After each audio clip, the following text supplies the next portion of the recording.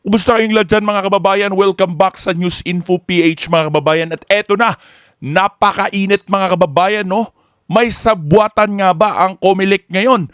At etong si Martin Romualdez. Dahil nga mga kababayan, no, sinigurado ang panalo ni Romualdez sa darating na 2025 election dahil ang kalaban nito mga kababayan ay disqualified at hindi sinama sa magiging kandidato sa pagka-congressman mga kababayan. At eto nga, nag-iisang kandidato lang, si Martin Romualdez mga kababayan, dahil tila ay sinigurado ang panalo mga kababayan. So grabe itong matinding korupsyon at pandadaraya, no? Pandaraya mga kababayan na ginagawa ng administrasyon ngayon at netong si Romualdez. Huwag nating patagalin pa at sabay-sabay nating panoorin ito mga kababayan at kayo na ang maghusga dito kabayan.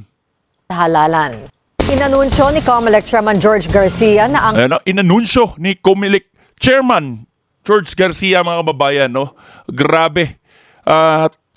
Pakinggan nyo ang kanilang paliwanag mga kababayan kung bakit nga ba nag-iisa na lang na kandidato itong si Boying Rimulya at wala nang magiging kalaban at sigurado na ang panalo. kumandidatong makakalaban ni House Speaker Martin Romualdez sa pagkakongresista ng unang distrito ng Tacloban ay hindi rehistradong botante. Ayon kay Garcia, Hindi daw rehistradong butante mga pangalang kababayan. Romilda Bacale ay hindi na isinama sa Meron bang bobo na magfa-file ng candidacy na hindi ka rehistrado, no, mga kababayan?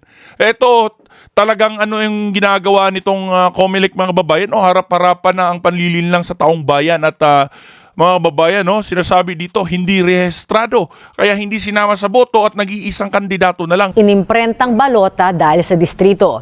Ginawa ni Garcia ang paglilinaw kasunod ng ilang tanong sa social media kung bakit wala ang pangalan ni Bacale sa balota. Ibig sabihin, walang makakalaban si Romualdez sa halalan. Naku po. Dagdag Walang mga kalaban, siguradong panalo mga kababayan.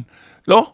Iniisip nila kasi pag siguradong panalo na, hindi nakakabahan itong si Romualdez sa eleksyon. At yun nga mga kababayan, tuloy ang kanilang pa ni plano. Garcia, ibinasura ng Election Registration Board at Korte ang pagpaparehistro ni Bacale at itinuturing na itong final and executory. Naku mga kababayan, no? Po ang ating Napakatindi nitong ginagawa nila mga kababayan, no? Ibinasura ang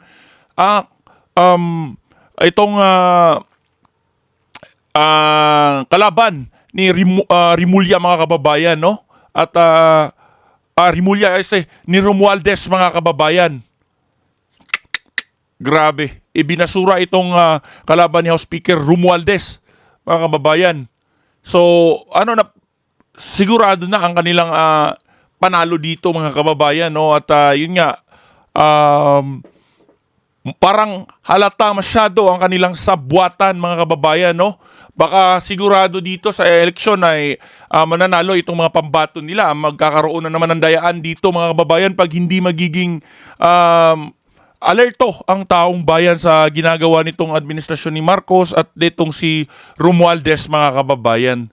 So grabe, napakatindi nito mga kababayan, no?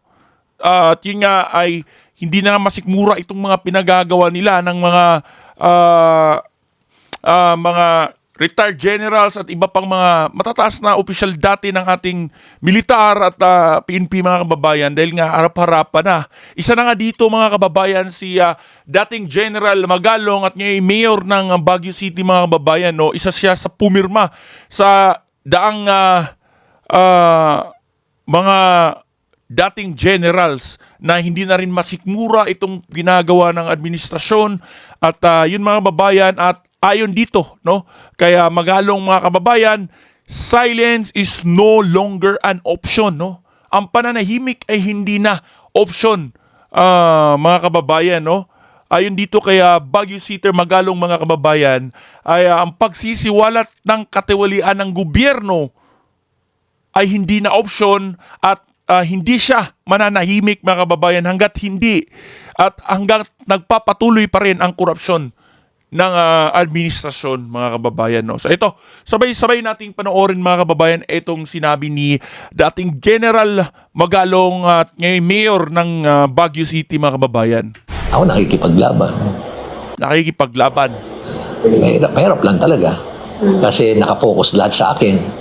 Ang attention, gagawa sila ng mga intriga, gagawa lahat sila ng mga kasinungalingan. Yun, mga kababayan, no? Napakatapang talaga pagka ikay nagsalita, mga kababayan. Ito sinabi ni dating General Magalong at ngayon Mayor ng Baguio City, mga kababayan. Napakahirap daw talaga, no, mga kababayan? Dahil kung magsasalita ka, yung atensyon nakatutok sa'yo at lahat ng paninira at gagawin para mapabagsak itong isang nagsasalitang influential na tao rin kalaban ng gobyerno ay titirahin talaga at sisiraan. Gagawa ng kwento, mga kababayan. Sisiraan talaga nila ako. Sisiraan. Pero, kailangan ba natin manahimik? Tatahimik ba tayo? Tatahimik na lang ba Hindi tayo? tatahimik. Ito ang binigyang diin ni Baguio City Mayor Benjamin Magalong matapos na maging kontrobersyal ang kanyang pagsisiwalat sa katiwalian sa proyekto ng gobyerno. Ayon sa alkalde, hindi siya pwedeng magpatalo sa takot dahil malaking responsibilidad ang nakaatang sa kanya bilang isang opisyal ng lungsod. Yan ang sinumpaan natin eh. Willing to die for this country. Totoo yan. Willing to die din naman ako para lang ipaglaban yung tama. Lalo-lalo na yung pag-promote ng good governance. At lalo-lalo na itong pagkikipaglaban sa laban sa korupsyon. Dagdag pa ni Magalong simula nang inilabas niya ang kanyang saloobin hinggil sa korupsyon sa gobyerno, marami na rin ang tumatawag at nagdetect sa kanya na sumusuporta sa kanyang good governance crusade. Marami pa tayo nalalaman. Kaya sila nagpapadala kasi talagang feeling nila hopeless na rin eh. Wala silang mapagkatiwalaan na makikipaglaban dito. Pinapadala nila sa akin. Yun, mga kababayan, napakarami na talagang hindi na masikmura itong ginagawa ngayon ng administrasyon, mga kababayan, at talagang nalinlang ang taong bayan noong eleksyon, no? Dati. At sa pag-aakalang may unity team at pagbabago, mga kababayan, na maipagpapatuloy ang pagbabagong ginawa ni dating President Duterte. Pero ang nangyari nga, mga kababayan, nung maupo itong si President Bongbong Marcos ay lumabas na ang tunay na baho, umalingasaw na, mga kababayan, at ang tunay na misyon nila, no? Ang pagnanakaw, pangungurap at pangaano ng kapangyarihan, mga kababayan, no? Isipin nyo, Vice Presidente, tinitira nila, no?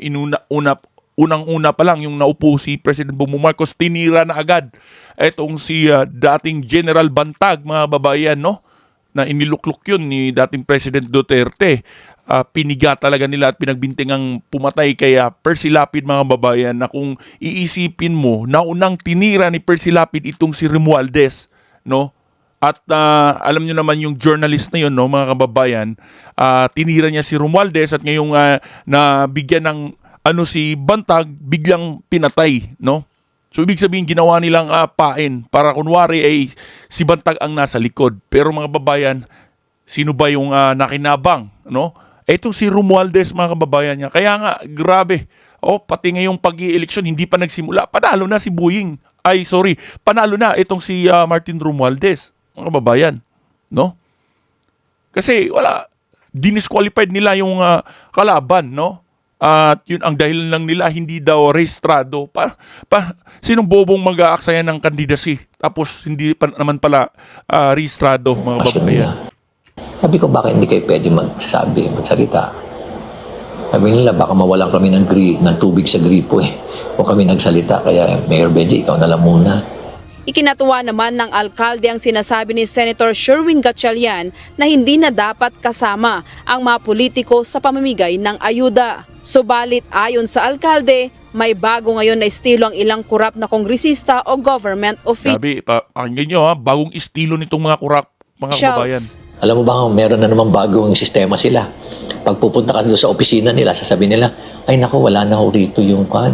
Hindi na ho kami nagbibigay dito. Pero yung pera ni Congressman, nandun na ho sa DSWD. Kaya bibigyan na lang namin ho kayo ng note at para pumunta na ho kayo doon sa... Nako, napakagaling, mga kababayan, no? Kuwari, pera ni Congressman, nandun na si DSWD. Bibigyan na lang ng note. Napakagaling talaga. DSWD. Nandun naman yung pera ni Congressman. Parang ganun pa rin. Papalabasin pa rin nila na utang na loob pa rin.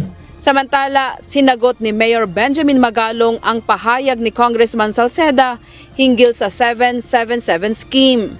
Alam mo, magaling si Congressman Salceda. Napakatalino niyan. Napakatalino. Kumbaga, in terms of situational awareness, mataas ang situational awareness niya. Kaya, alam niya. Alam niya. Kaya lang, syempre, ayaw lang, siguro, intindi na lang natin bakit ayaw niya aminin. Grace Do. Grabe mga kababayan, no, hindi na talaga masikmura itong pinaggagawa nitong mga Romualdez at ibang mga congressman mga kababayan, no. Sigurado kabahan na sila mga kababayan dahil kahit etong si Mayor Magalong mga kababayan, hindi na masikmura at isa lang siya sa 100 na mga retiradong opisyal ng PNP at AEP na pumirma doon mga kababayan, no. Lalo na paano pa kaya pagka nagsalita na lahat mga kababayan, no.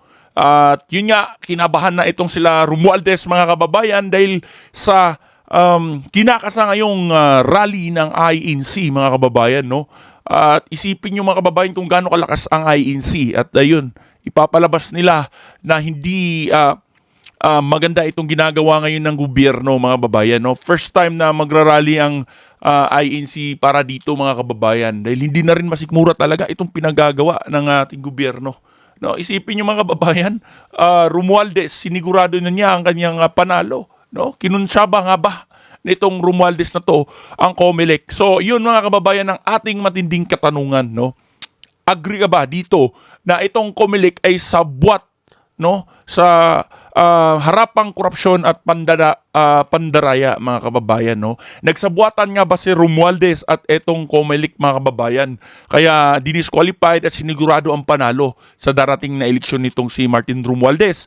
I-comment mo yan dito sa comment section kabayan at huwag mong kalimutan na i-share etong video na ito para mapanood ng marami nating kababayan saan mang sulok ng mundo, no, mga kababayan. So, ayun lang mga kababayan, paki-comment na rin kung taga saan ka para alam ko kung saan umabot ang video na ito. At yun mga kababayan, maraming salamat sa pagsuporta at hanggang sa susunod natin na video. Mag-ingat kayo lagi mga kababayan.